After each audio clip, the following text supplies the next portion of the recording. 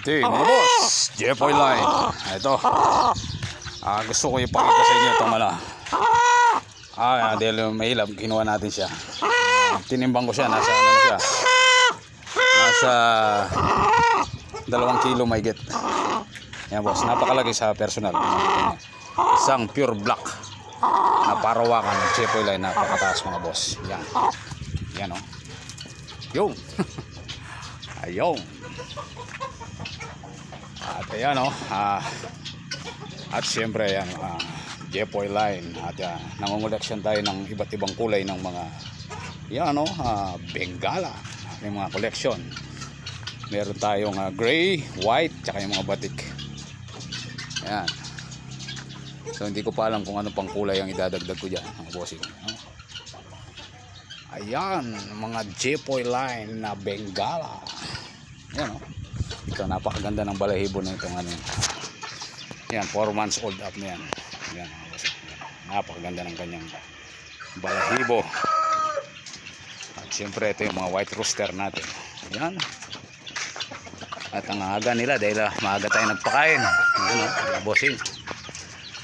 Maaga tayo nagpakain. Ayan. Ito mga may red combination siyang red.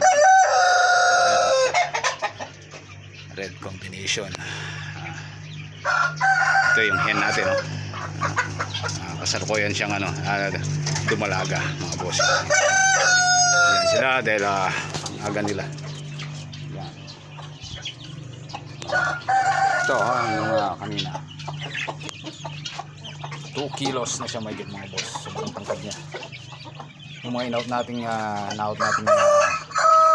tatay niya, ayan, nakuha ng 1.5 hanggang 2K yung palay ng kanya. So ayan yung mga binabalik-balikan ng ating mga buyer, mga bossing. Mga Jepoy Line native parawak. Ayan, napakaganda itong roster natin mga boss. Ano, sobrang init kahit matitibay sila talagang. Ayan, mayroong pailan nila na sinisipon pero kaya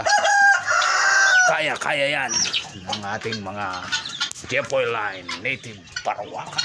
Yan. Yun. Marami tayo pasisyo mga boss, kaya hintay-hintay lang, wala tayong out. Pag mag-out ako, yan mga bossing, hintay-hintay lang. Pakain na tayo.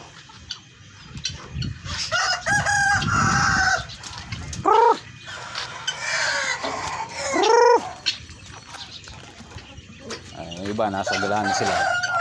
Hiwa-hiwalay kasi sila eh. Pagkabusog na ganyan, hihiwa-hiwalay na. Pagkagutom doon sila sama-sama. Yan. Napakaganda mga bossing. Ito, inaawitan na natin sa atin ito. Isang 3 months old pa lang mga bossing. Ito, pure black. Ayan, napakataas. Sa personal talagang ayun, ganda. Yun. 3 months old pa lang. Parang napataas. Yan. Mga Jepoy Line native parawakan. Ay, yung mga iba dito sa kabila eh. Sana sinunta itong mga manok.